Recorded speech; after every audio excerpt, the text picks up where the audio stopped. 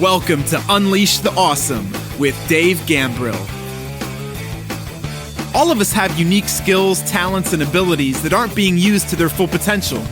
Our mission is to share the people, tools, apps, and other resources that will help you unleash your awesome on the world.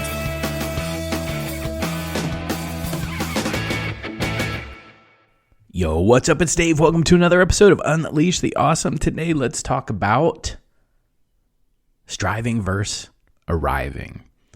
One of the craziest things about being a human being, especially an adult, is that we spend a lot of time growing and earning ourselves into a position of prestige or authority or something, some kind of career title, some kind of life goal, whatever it is, where we get in a position where we want to protect that image. We want to protect that identity. We reach a point where we say, hey man, we have arrived. We've made it. We've realized the American dream. We have reached all the things that we can compare to people on Instagram or TikTok or whatever, right?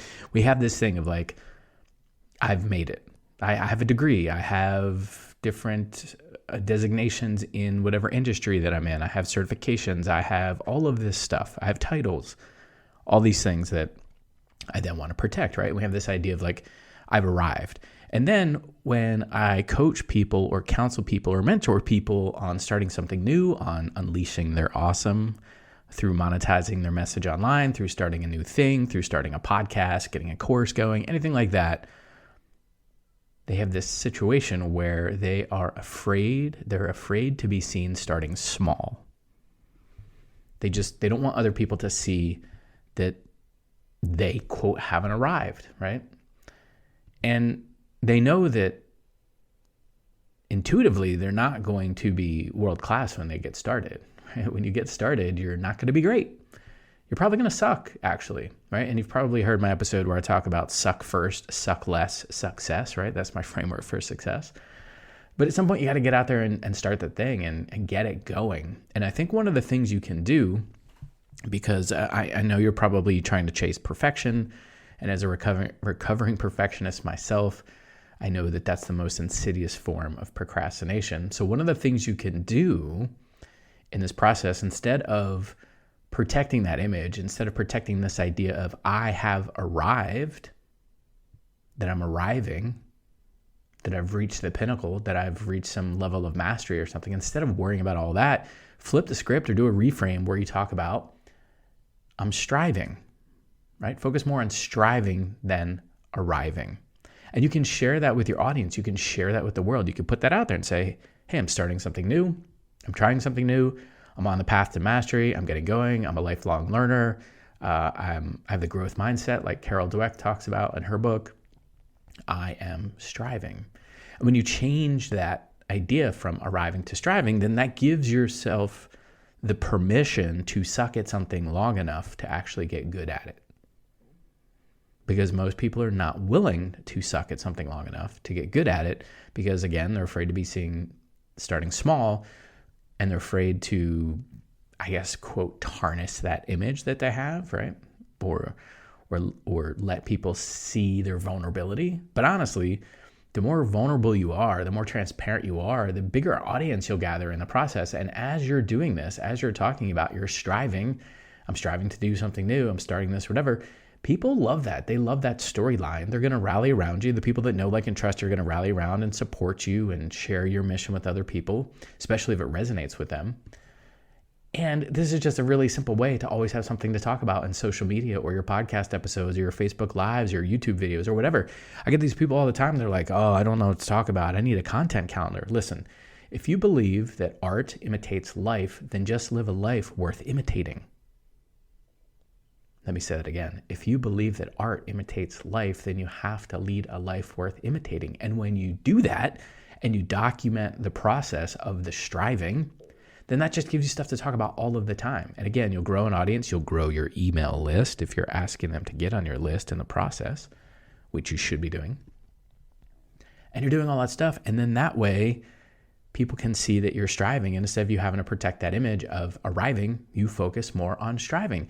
This one little thing, it's such an It's such a small thing. It's such a small mindset shift, but it is one of the most powerful things that I've ever done in my entire life, because I had a similar situation. I reached a part in corporate America where I'm like, look at me, I'm a corporate trainer and I'm doing all these things. Or at the time when I was in pharmaceutical sales, look at me, I've arrived, I'm a pharmaceutical sales and I make all this money and I have this great bonus and I have a company car and I have a 401k and I have a pension and I have all these amazing things. It's the American dream. Look at me, here I am, right?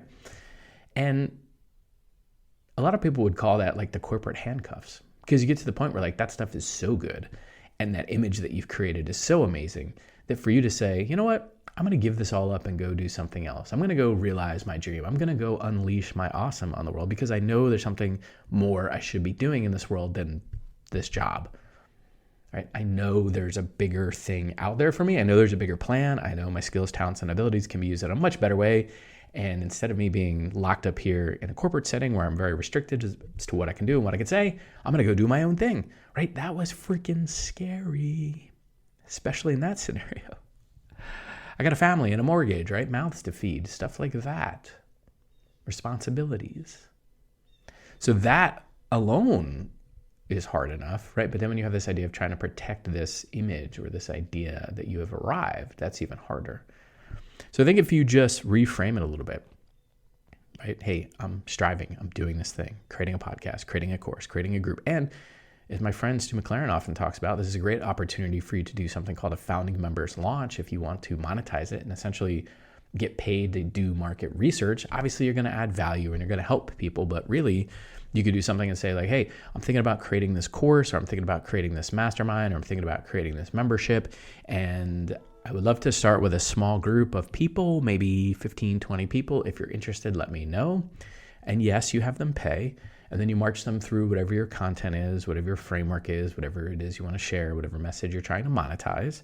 But through that process, one, they're getting like a reduced rate, which is great for them. But two, you're getting real world feedback from paying people, not just anybody out there on the internet, people that are paying you, right?